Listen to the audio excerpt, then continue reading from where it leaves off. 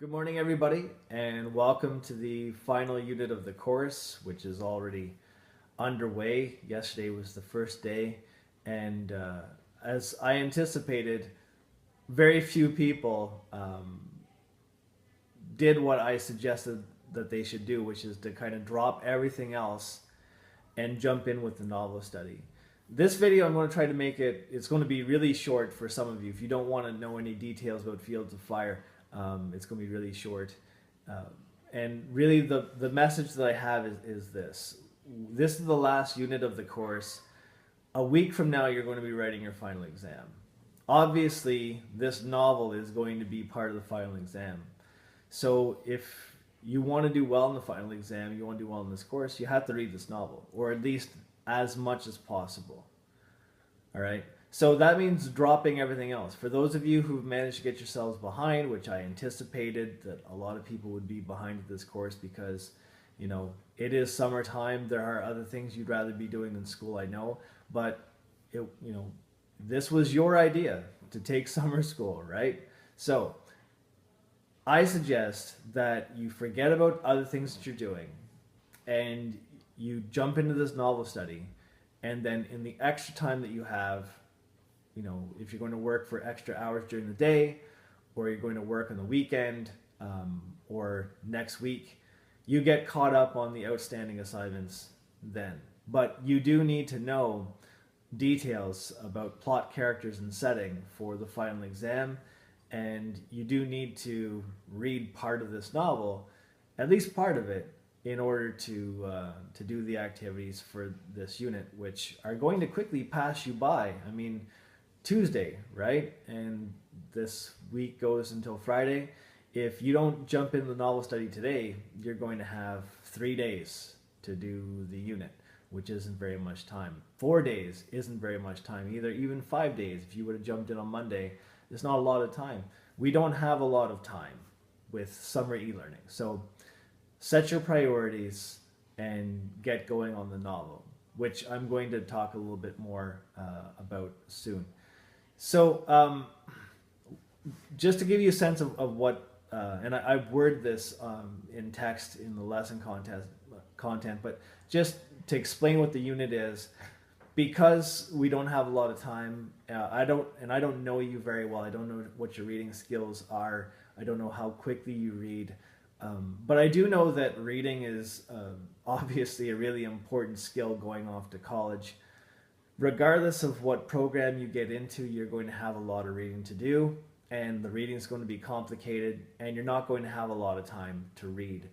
So, and some programs are going to be more reading intense than others. So you do have to go off with the skill of being able to read large amounts of content in a relatively short amount of time and to retain details. So that's why I chose Fields of Fire, because it's got a lot of characters. It's got a setting that switches from place to place, and the plot is kind of complicated. So there's a lot of information to keep track of.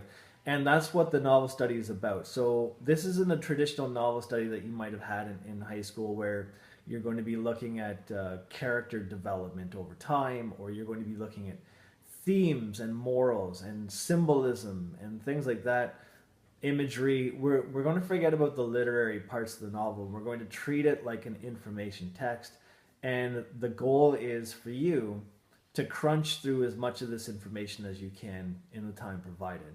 So I believe it's 120 pages worth of PDF document, which I think would take us, if this was like an actual novel, I think it'd be somewhere, it's between 150 and maybe 180 pages long, if it was novel-sized pages.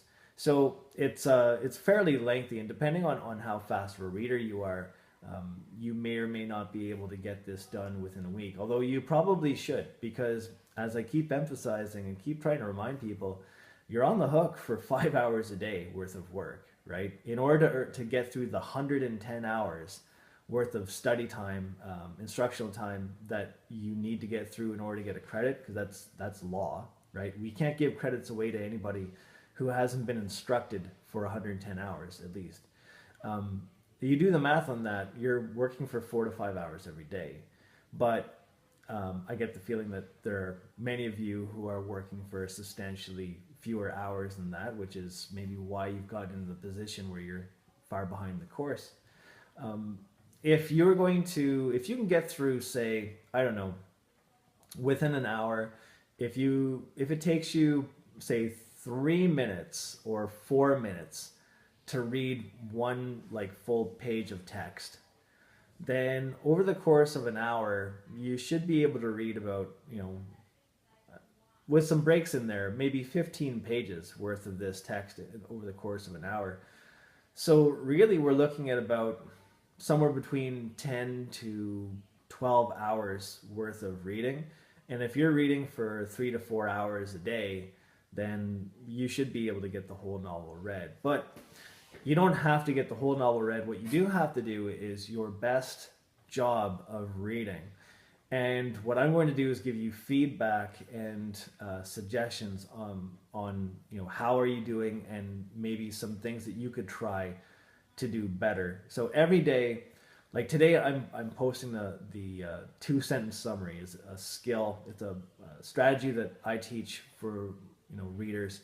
And basically, you read for 17 minutes, take a minute to gather your thoughts, and then summarize what you've read for 2 minutes worth of feverish writing. And that packages your reading up into like a nice 20-minute block. And then if you were to take like, I don't know, a 10-minute break after that, right? Go outside, get a little fresh air, stretch your legs, whatever. Do something where, you're not going to end up like not coming back to the reading. And then 10 minutes later, you come back and read for another 20 minutes. Within every hour, and then you take a break after that. Within every hour, you could get 40 minutes worth of like reading and summary done. And that's a method that a lot of students have told me that works for them, because at the end of it, it structures the reading for them. It makes sure that they don't read for too much at one time. They don't get to the point where they get bored, and they end up with like a nice balance of notes at the end. And it's a lot better than reading and trying to take notes at the same time, because that way you always interrupt yourself and you never get a flow going. You never get into like the groove, right? So that's the strategy that I posted for Tuesday. Wednesday I'll post another strategy. And then individually, when I read your reading logs and you describe, so how did you accomplish the reading, I'll comment on that for you, and I'll make suggestions on how you maybe could read more effectively. Because ultimately what I want to do is I want to prepare you for college. I want students coming out of my 4C class to be able to handle a college level reading workload. So anyways, that's what the unit is about. So every day you're supposed to get in there, do your honest best effort for reading. You log your progress, you make a couple of discussion posts, and that's that's all that there is. It's very simple and straightforward, and it'll culminate with a little presentation that you'll do on Friday. So like I said, but you have to get in there and you have to start reading. So anyways, it looks like we're about 8 minutes. Now is the time that you're going to want to log out, or not log out, but cut this video short if you don't want to know any details about Fields of Fire. So for those of you who don't want, who like to be surprised and don't want any spoilers, I'll see you back probably on Thursday is when I'll post my next video. All right, so everybody who's left is people who maybe want to know a little bit about Fields of Fire. You want a little bit of a summary, you want some help getting started. All right, so there are some surprises in here that I don't want to blow for you, but I'm going to summarize for you as best I can, to tell you a little bit about what this story is about. So basically what I want you to imagine is that you have to know something about paintball, first of all, which I think everybody kind of has a sense of what paintball is. It's pretty straightforward. It's a game where each side has got paintball guns. You try to shoot the other side. When you get hit with the opposing team's paintball, you're out. I want you to imagine that a paintball game kind of spirals out of control. Like it just gets larger and larger to the point that it turns into like an all-out war. All right? So war being like the idea that there's so many people on each side that they almost can kind of like organize themselves into armies. I want you to imagine that the war is between two rival towns, right? Which then brings in like the whole idea of like town rivalries, which if, you know, the town that I'm in, we have a rivalry with a town called Renfrew. For those of you who might be from RCI or St. Joe's, uh, but you know, if you're from like a small town, you'll probably, you know, have a rivalry. And even if you're from a city, you'll probably have a rivalry too. So you'll know what I'm talking about. So Fields of Fire is basically the story of this massive paintball war between rival towns. So you've got the Imperial Alliance, which is sort of like this one town of Robden, which is sort of like absorbed the surrounding area, and they're fighting against the Confederacy. And but there's sort of like unfairness happening within the army, which is what I want you to notice, is that it's not how good you are as a soldier that's determining your position. It's who you know. So there's a sort of like little clique of people who are in power, who are abusing their power, and that's going to sort of like sow the seeds of rebellion eventually. So where is it happening? Well, the story starts off out on the plains between, it's like the front line between these two rival towns, and so like the battle is going on, and you'll notice that there's a lot of weaponry that's it doesn't even exist in real life. Like, you know, I think if you go online and you Google or you go to YouTube, and you'll find like people have developed like paintball tanks and stuff like that, but you got to kind of use your imagination, that they've basically come up with like all these sort of elaborate weapons and stuff, and they're fighting this battle. And so that's pretty much what like the whole first part of Fields of Fire is. And then what you're going to notice is that it switches to high school. So the people who are fighting, they're high school kids. And then it follows their lives through high school. So the way that Fields of Fire works is like one part is battle, and the next part is high school. And the next part will be a battle, and the next part will be a high school. And it just kind of goes for like one full year, from like one summer to a winter to another summer. So that's what you're up against. So you kind of have to use your imagination a little bit, and just fall into the whole idea of there being this battle.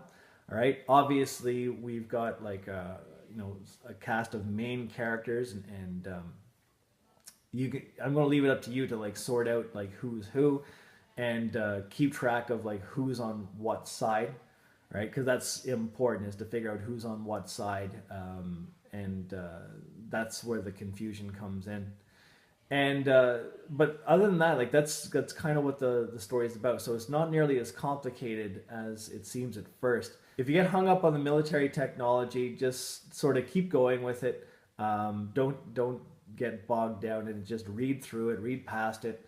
And remember, you're just trying to pick up on details about plot, characters, and setting. So as you're reading, try to sort out who are the characters, get a sense of who's on what side, get a sense of like who's who, and just keep track of what setting you're in at any given time, because it's going to switch from like being out in a battlefield to being back in a town to being on a different part of the battlefield. So that setting just kind of switches around. And of course, when you go from one part to another, it goes from battlefield to high school. All right. Either tomorrow or the next day, I'll add more details to this video for those of you who need a little bit of help getting started. But as college-bound students, if you want to be able to handle your textbooks from your first year of university, which won't have, or first year of college, which won't have any Sparks notes for you to rely on, you certainly should be able to handle this book, which is written for a teen audience. So best of luck. Like always, make sure that you email me if you have any questions or need any help.